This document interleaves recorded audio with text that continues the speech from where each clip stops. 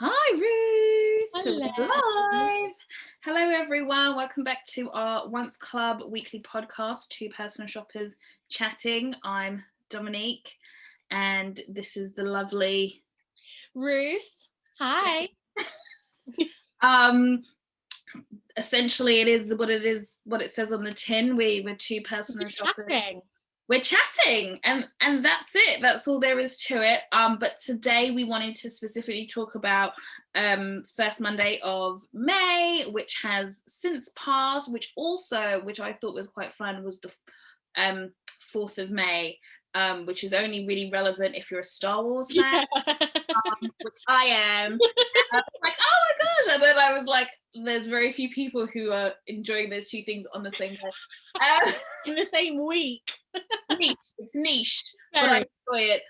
Also, Cinco de Mayo is the day after. That's Again, true.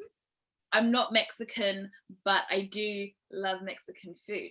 I don't know why that's relevant, but it's all happening one week, so it's just fun to mention. But we'll be talking about Met Gala regardless. I love that so much. Segue and then peaks and pits of personal shopping in general. I think it's relevant. I think with any job role or what have you, there's a rose and a thorn. But I think it's nice to kind of share those experiences if you are, and commiserate with other personal shoppers around the world who probably have very similar roses and thorns, or if you're sort of just starting out and want to be aware. I think it's super relevant and fun to talk about. Yeah, so, absolutely. It's also, if you are new, don't be put off. No. Because it is, I think, like, it's really important that obviously when we're chatting, two personal shoppers chatting, we are telling the truth to as close as it possibly can be. Doesn't mean that it's everybody's experience, but it is very generalized. And if you are new to personal shopping or want to get into personal shopping, just know that it is super hard work, but it's super fun. For sure. And I would have to say as well, like, half of what I do when it comes to within sort of that realm of personal shopping and styling is I love it. Like, I really love it. And some people, I have a couple of friends who are like, how do you know this stuff? And I'm like, because I don't necessarily really have hobbies, like, in a lot of ways, like that part of my work and like fashion itself and the industry stuff is also my hobby. So I'm usually very indulged in it because I love it. And so it's 70% of it actually isn't work. It's more like a joy for me, and then the rewards I get out of it definitely outweigh the pains. So it's not about sort of giving you alarm bells and warnings. It's just more kind of like, don't make our mistakes. And we made many. Yeah, oh, for sure. But just take it with a pinch of salt. I think everyone, you make it what it is. Do you know what, I feel like that is the best advice that I can give anyone now, is to not take it so seriously. Because I think, sure, like, when you're working for huge retailers or e-tailers or whatever, obviously you have a target to make, so there is pressure. But if I could go back and tell myself, like, 6 years ago when I first joined Net-a-Porter, chill.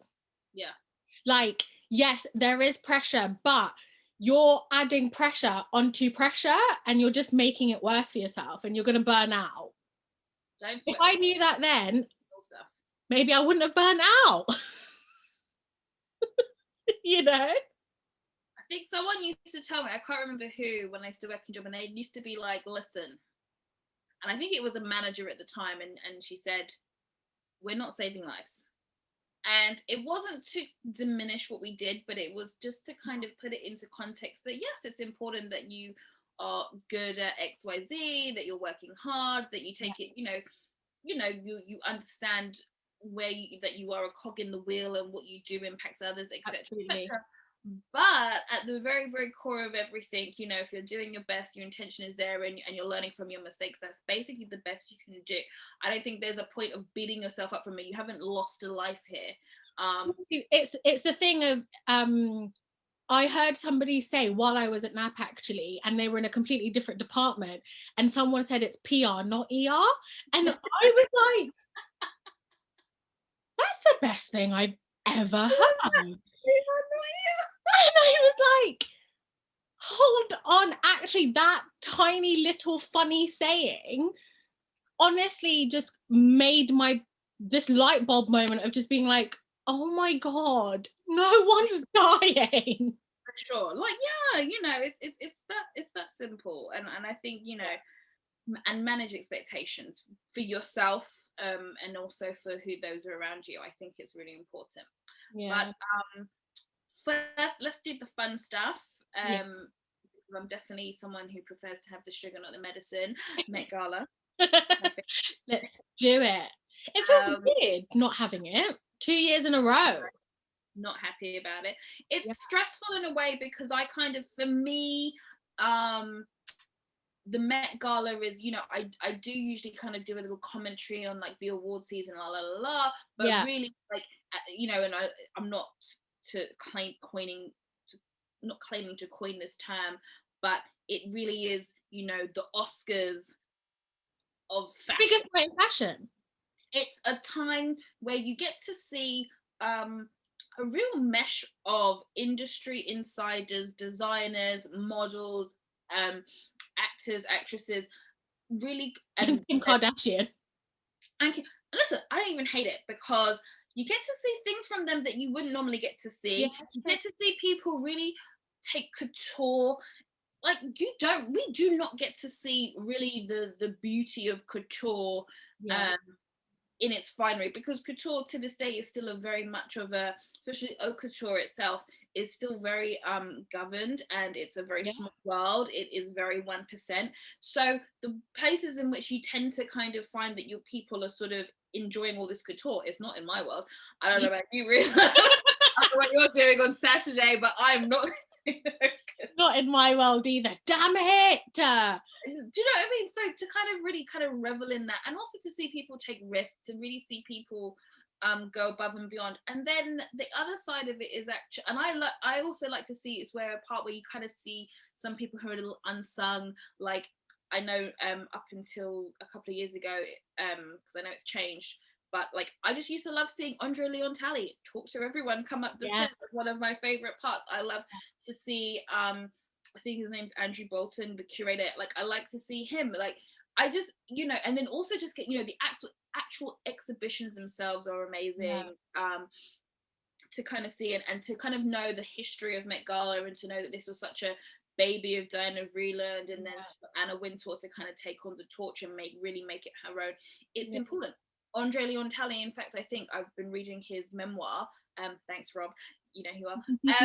He I think he actually did an internship. He was actually studying his master's, maybe even going into like a doctorate of like French studies. He's fluent in French, and he kind of was sort of rubbing shoulders with a few people, and they kind of got him into this little internship because he was very stylish. He was really into it, and Diana Vreeland really took a liking to him because of what he was doing. And so just to know that was kind of like within the Met Institute, and he was there in the like, that's really kind of cool. It just has such a history. But so not having it for a couple of years has been super, it's a bit sad. It is a bit sad. I think, especially if you're in fashion, I've definitely felt the gap last year more so than this year, just because I felt it coming that it wasn't gonna be on this year. I think my favorite thing about the Met Gala, two things, is one is I love how bitchy the whole thing is, because I don't want to be mean and be like, oh, I love how bitchy it is, but I mean, it's funny because it's like, if you don't get invited to the Met Gala, you will literally nobody. Number two is I remember being in New York in January last year, and I was on my own. And I was staying on the Upper East Side, and so I decided on a Sunday, bit hungover, on a Sunday, I was like, I'm gonna go and walk around the Met. It was 15 minutes walk away from where I was staying in my Airbnb, right? And I walked around the Met for 4 hours. Oh wow. I mean, it's huge.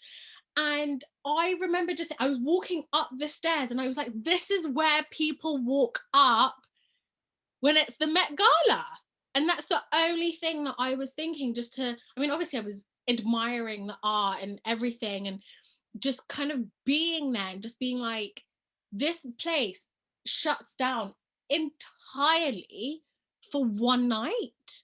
Amazing. It has become such an institution in fashion. It's crazy. The legacy of it is nuts. And just also, you know, speaking of New York, I think New York is one of those places where you realize that you can really go to places that you have, that are forever immortalized in that sense. Yeah. I'm a huge Sex and the City fan, or was. Same. And I remember going to the New York Library. I mean, like,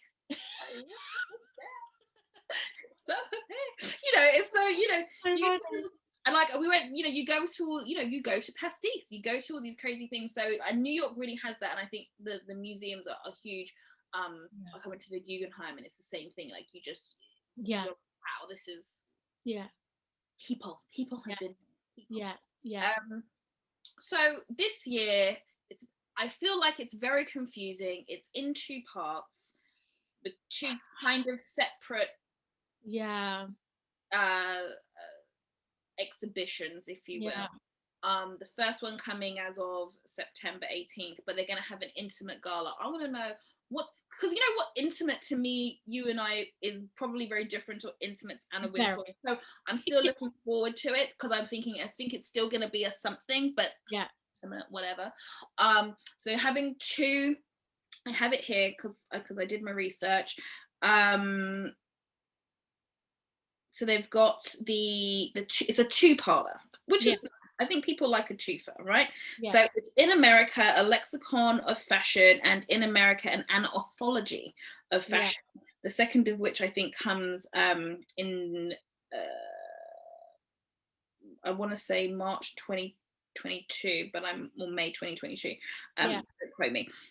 And the idea is that they'll be looking at these different I suppose it's like a commentary in terms of American fashion in its way.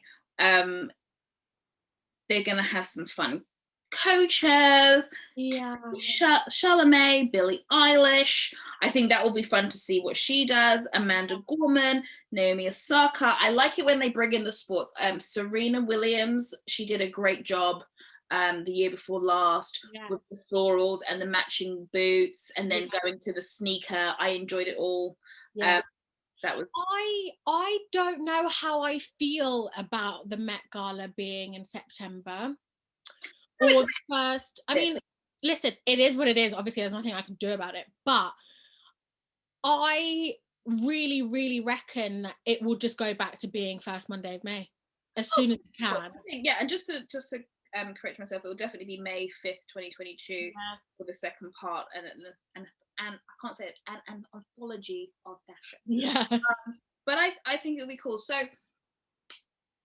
what is your kind of first or most like what lives rent-free Met Gala wise in your mind, like looks wise or it's funny because the two that live rent-free in my head are the two that I sent you the other day. Rihanna's, I think it was Heavenly Bodies. When she was basically the Pope of hip hop. Hyping it up, loved it. And she looked incredible. Eyebrows were fantastic. I like fantastic details for me. I love it when people really do the details of absolutely. Cardi B looked incredible that year as well, sporting a baby bump, also looking like the Virgin Mary. I was here for it.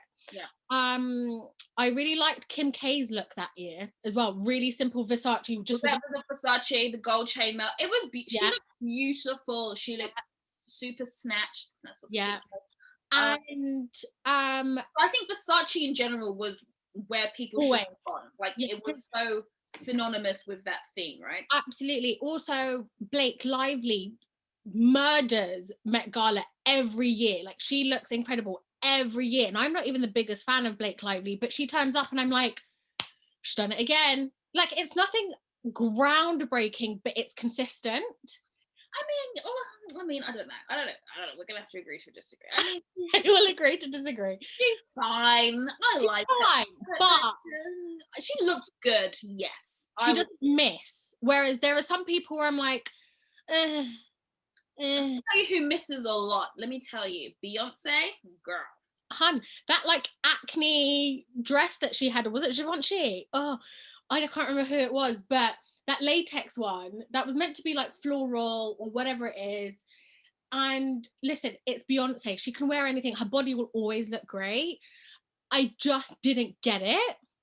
There was one year where she did that thing with the flames, and I remember being embarrassed. I was like, girl. It's not as bad as Kim K's curtains. I would take the curtains. You would?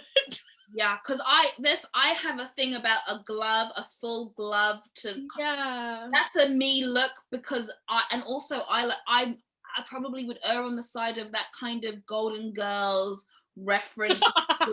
Like I dig it. I dig like a musty floral. So but the flames upset me. But she did redeem herself with, you know, that year she did vegan. She was like, everyone was like, who is it? And then she turned around, it was Beyonce. It was a high ponytail. Yeah. Illusion. Yeah. That was the year. It was like China Through the Looking Glass, which I think is one of my favorite exhibitions. Well, I mean, Rihanna stole that show.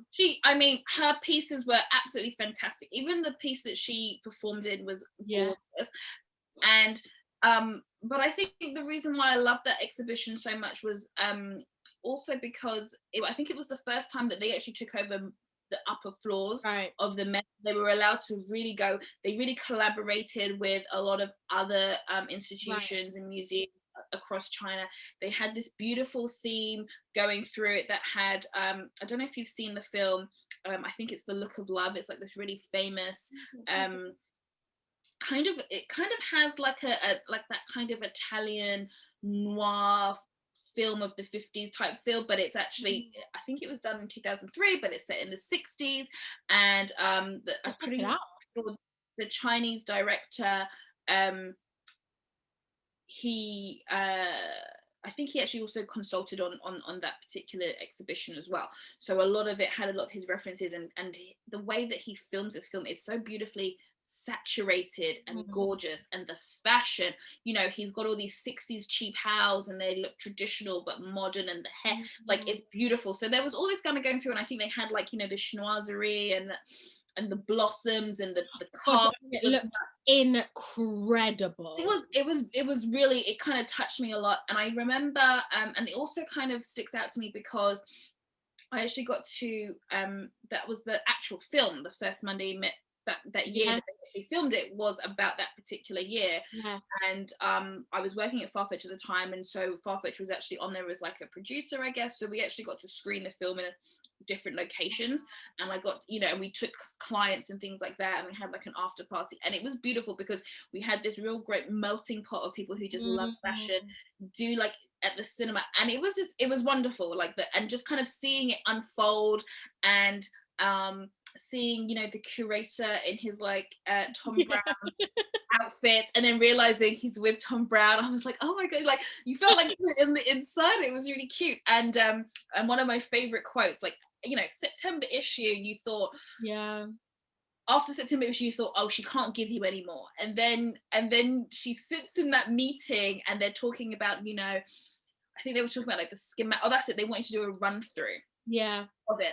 And they were like, so we think that we should close it down, etc., on a day. And all she wanted to close it down. And they were like, well, you know, we don't shut down. Like, that's the only day that we shut down. I think other than Christmas, that's the only day that they shut down, right? So they're like, we don't shut down. Like, what are we going to do? Blah, blah, blah. And she just doesn't miss a beat. And she goes, because they were going to shut it down on a Sunday. And then she was like, well, they'll go on Tuesday. And it was like, this is why Anna Wintour is Anna Wintour. Like, this is why she's still like at Vogue. I mean, she took over the year I was born. Yeah. That's 32 years ago, and she's still there, and she still doesn't listen. When I say she just doesn't miss a beat, the magazine could do with some work. It a bit problematic at times, but I mean, it is what it is. But I think also what people appreciate with Anna Wintour is the decisiveness. Yeah, absolutely. Also, she's someone who for a very long time has been using, she's been seeing things in a very different way than what other people were aghast at using, say, Kardashians on the cover, and look at it now, you know, it's so anyway. But another favorite for me from Met Gala, I always think of there was the punk theme. It was just spectacular. It was incredible. And I was thinking about all the references that come after that, but Sarah Jessica Parker, who I knew also you were going to say Sarah Jessica Parker, had some misses, but that year she was all over the target. She had it was just because it was exactly what you expected to see. Because when I think of punk, I think of the Clash, I think of Vivienne Westwood, I think of early days, like, you know, that kind of, not, I mean, he was more grunge, but I think of McQueen. I think these are in London. And she came with it, and she came with the tartan, held it over the knee boot that nobody was doing then. The beautiful gown that split right in the front with the kind of the panties. And obviously nobody expects her to show her crotch in that fashion. You don't expect it, you know, but she did it, and she really committed. And then she had the headpiece. And it was just the whole thing together. It kind of didn't go, but it went, and that's what made it amazing. Like, so to this day, like, I'm telling you, every year I'm like, oh yeah, do you remember? It was also a cool was amazing. Topshop. I think Topshop Unique did like something with 4 models. I think Jordan Dunn, Cara Delevingne. I remember this. No, Nicole Richie. They all wore Unique, which was a cool thing. It's just so sad to think Topshop doesn't really exist like that anymore when they were present at the Met Gala. Madonna did the Givenchy. And the reason why I bring that up as a big deal is because if you watch RuPaul's Drag Race, they did a Madonna. I'm sure you do, but they did the whole Madonna the musical. They did that, and so they did like the when they do the, what's it called, when they do the kind of like the fashion show, whatever. And so they were all supposed to do like their favorite Madonna. People that year did that look. And I think that's cool. I mean, they all got sorted for doing the same look, but that it was cool that they did that look from the Met Gala, because it's like, who, you know, who's iconic. Really, you know, the other one that really stands out for me is the other one that I sent you was Zendaya's Joan of Arc look, the armor look. I don't know what it is. Listen, I am biased because I have an absolute girl crush on Zendaya. I think she can do no wrong. I think Luxury Laura is absolutely killing her styling. He is. And when she turned up with this kind of like short, wet look, fringed ginger bob, I was like, are you okay, hon? I see you, girl. And then the more I looked at it, it was a simple kind of armored dress, and I was like, that's badass. Like, she just looks badass. Like, she's not trying to look too feminine, she's not trying to look too pretty, she's not trying to look you know, I'm wearing a big poof. I mean, I know that she did that Cinderella moment where the dress lit up like the year before or whatever, but I did not love that. No, I didn't love it either. Also, what's her name? Claire Danes did it like a few years before that. It was also a repeat, and that made me feel like that was sloppy. But listen, people make mistakes. I can forgive it. Especially if you're Zendaya, I'll forgive you. And I just remember just looking at her and just being like, you look sick. Like, it's not fussy, it's not anything. You just look like, I don't want to mess with you in that armored dress, but it's also couture. It was so creative. And I was like, that really, really stood out for me. I don't know why necessarily. No, I think it was a piece. It really was. I think other looks as well that kind of stick out. I was just thinking, I don't know if you remember, I can't remember what theme it was, but there was this year when loads of people did turbans, and I'm such a turban person, so I was like, yes, come out with the like, for me, turban is so like Studio 54. It's like Yeah. I'm you know, rich, but in my palazzo, like I don't know, there's something about turban that is deeply Yeah. sexy, alluring, and just like the height of chic. Like if you can really Yeah. pull off the turban, and to see it with gowns on the red carpet. I think Kate Moss did it one year. I think Karina Yeah. Kokova did it. Yeah. I think Anne Hathaway, whilst I didn't love the dress, I did appreciate that she did like a snug look. Yeah. Yeah. I remember that. That was nice. It was good. And then I think also a big moment to have, because it's just so far back, is that I think from the 70s, Cher did a beautiful Bob Mackie. Again, she's like, you know, Bob Mackie was the king Yeah. of illusion, Yeah. of gowns, of beading. And so anything that kind of comes after that, as far as I'm concerned, you know, if you don't know who Bob Mackie, there's certain references that I expect people in my industry to know. Yeah. Very, people, I've been quoted as being like, if you don't know this, maybe you don't watch it. I don't know, but I'm just like, 54, Bob Mackie, at least two. Like, you need to know. Yeah. And you know, Cher being such a huge fan of his, she was just like, you know, with the feathers and the. Yeah. I think But even like see how much Cher herself has influenced fashion, even at the Met Gala, yes, but also in just as recent as the Oscars, oh Zendaya's look was, you know, I know I keep talking about Zendaya like I absolutely love her, but I do. I think her style is incredible. But her Oscar gown, Valentino custom gown, was a nod to Cher. A couple of years ago, Kylie and Kendall was a nod to Cher. You know, it's this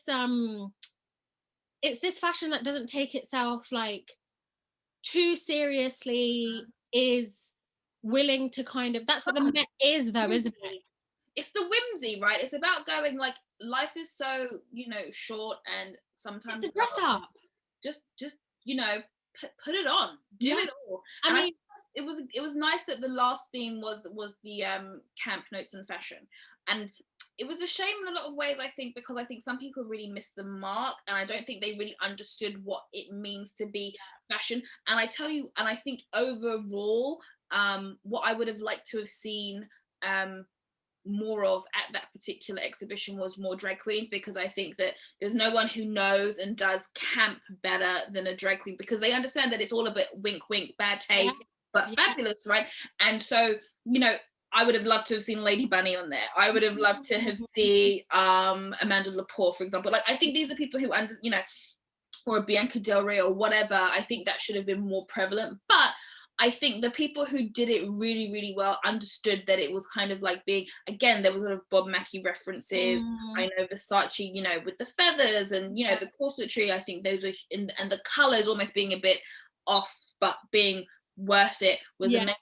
But that, but for me, I think surprisingly enough, and I wasn't expecting it to be a huge hit, Kim Kardashian nailed that theme, because I remember seeing it and being like, she looks wet, and then kind of realizing that, oh, she's, you know, with the nails, it was so thought out with the wet hair and the way that it was all cinched in. And then if you've seen the inspiration, it's a movie that Sophia Loren was in, and she gets out of the water and she's in a beige shirt dress. I mean, you know, to do that all in latex and see that where the darkness is exactly how it'd be ringed with these droplets to come off the nails. I mean, come on. I was like, you know, that's a moment.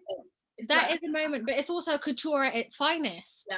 You know, it's I mean, he is wink wink, like that's it, like he knows.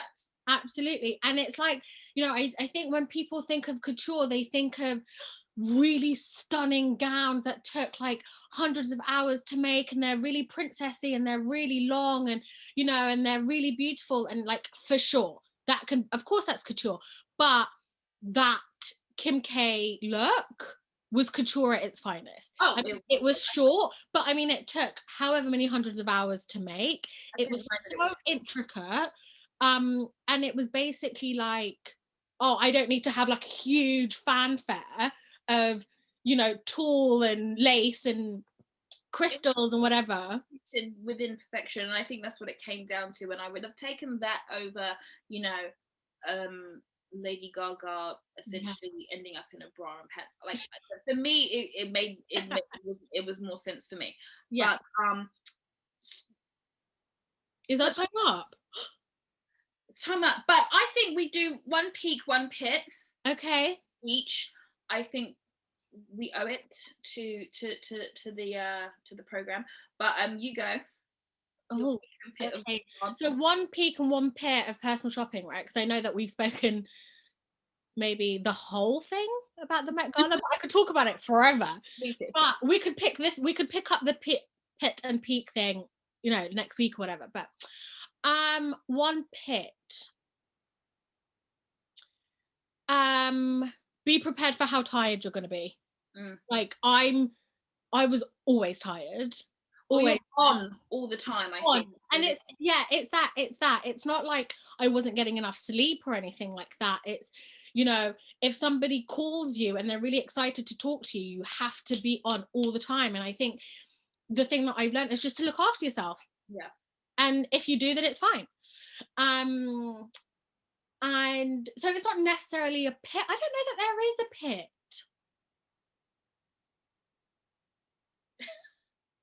No. I don't know that there is. I think it's really I think the pit is what you make it. So again, if you don't look after yourself, if you're running around like crazy, or organized, or if you're, you know, if you're not organized, or if you're not if you're putting that pressure on yourself, then, you know, that comes from you. So I don't know if it's a pit necessarily. It's just something that I kind of wish that I knew that has now become a pit, if that makes sense. Yeah. Peak, definitely travel. Definitely traveling. I remember being in Qatar, in Doha, looking out of my window of the Four Seasons. I was on like the 20th floor or whatever, and the sun was setting, and I was like, this is my job. Yeah. And I'm going to go and have dinner with a client tonight at Nobu. Cash. And I was like, this is pretty ace. Yeah. I've had like a similar, mine was really similar actually. I would say my pick is kind of peak is the travel and meeting clients and kind of getting to be in their environment. But one of the first kind of big travel jobs I did, I went to Paris, because we used to have this sort of arrangement with the buying team where they would want our sort of opinions in terms of what they should be looking at. The buying season, yeah. A situation where if we have a client that wants to do special orders, so where they would be directly ordering something that wasn't going to appear on the site, we could do that. So it made sense to have a personal shopper's eye there. And I remember sort of kind of, I'd seen a couple of other shoppers kind of go through it and do it. And then, you know, everything kind of happens at the right time. And so moved. So it was my time. And I got to go to Paris for a week. And I remember going on the Eurostar, and I had packed like I was, you know, Rachel. Again, I always mention Rachel's own, but I had packed like that. Like, I thought I was going for weeks. So my suitcase was jam packed. I had, you know, 7 to 8 pairs of shoes. I had all the things. But getting there, and I mean, listen, the reality of a work trip actually is very different to what it is. Like, like you said, there's all these amazing moments, but you are dog tired. You have to work across 3 time zones usually. And also you're having to do the fun stuff and then kind of make up the admin stuff after. But I'm going to these amazing buying meetings, and I got to meet Heide Ackerman, and I got to meet Alessandra Rich, and I'm meeting representative from Nina Rishi, and I meet, you know, it was just, and like you said, it was that kind of like, I can't, you know, I dreamed about being in that type of environment, and now I'm getting to meet like designers as well that I love, that I'm actually obsessed with, that I love to sell to my clients. And now I'm here. I remember doing the Rochas appointment, and I mean, I was wearing everything. That particular year was like the collegiate, where they did lots of like stuff that was very collegiate with the R on. I mean, the jacket. It was it was just fantastic. And like you said, like being able to go to the Middle East, meet my clients there, do amazing things with them, and also sometimes just going because we're going to meet them. Yeah. It's awesome. Like you just get to really see them in their own environment, and you get to emote with them in a way that you haven't been able to do. Oh my God, you've just reminded me of something really quickly, actually. So I'm going to change that peak. I mean, similarly, it was still in Doha, but my client at the time was like, hey, do you just want to come to the house? Like, you know, I'd love to host you. And it was really, really sweet. And I was like, oh my God, thank you. She's like, where are you staying? I was like, Four Seasons. She's like, okay, my driver will come and get you. I was going to say, they always send a car. I mean, the ladies know how to host. Always. And I was like, oh my God, this is so exciting. Okay, cool. Anyway, so I turn up to her place, and I mean, it's quite literally made of gold. Anyway, and we're just chatting, whatever. We're having a really amazing evening, whatever, afternoon even. It wasn't even nighttime. And she goes, do you want to see the zoo? Stop. And I was like, what? Do you want to see the zoo? She had an entire exotic zoo in her back garden. And that's when I was like, my life is mad. Yeah, it's just it's insane. It's insane. Anyway, sorry, yeah. I love that story. I think that's amazing. You can't beat it. You can't beat it. What's your pitch?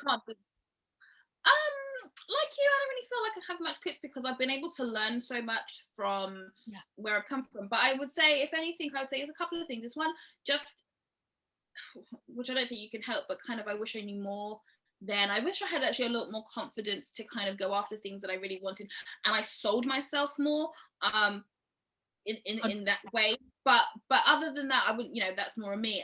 But I would say sometimes it's working with certain institutions or companies where you're very aware that as much as you know how integral what you do is to that particular business, you're always an afterthought in terms of an infrastructure or a platform. And it's just a shame, because I think it's something that we talk about constantly. There's been so many examples of how important these types of relationships are integral to, whether it's department stores, whether it's to luxury boutiques, whether it's to the brands themselves. There's something about it, and yet you're not necessarily thought of in the forefront of how to set that up from a structural, say, software platform type of way. So you're having to spend a lot of time doing admin and logistics and what have you. But then again, that being said, if I didn't have to do half that stuff, I probably wouldn't be as agile and knowledgeable as I am now, because I've had to kind of force myself into spaces that I would not normally have had to force myself into. 100%. And what's wrong with knowing a little bit extra? Nothing, ever. You can never really know too much, I think. So I mean, it's a pit, but it's something that you learn from. You learn to work with it, and then you learn to appreciate it because you get to use it. Right? Absolutely. That's what I would say. But couldn't agree more. But sadly, our time's up. I've enjoyed it again. I know, me too. I could literally talk about this all day. We have a problem. Honestly, I'm like, it feels like therapy, but like good therapy, like talking therapy, but about one specific type of subject. It's almost a little bit. We're trying to get over our post-traumatic stress disorder. I'm telling you, but I love it. It's good. So I guess until next week. I'll see you then. Bye, babe. Thank you. Bye, babe. Bye.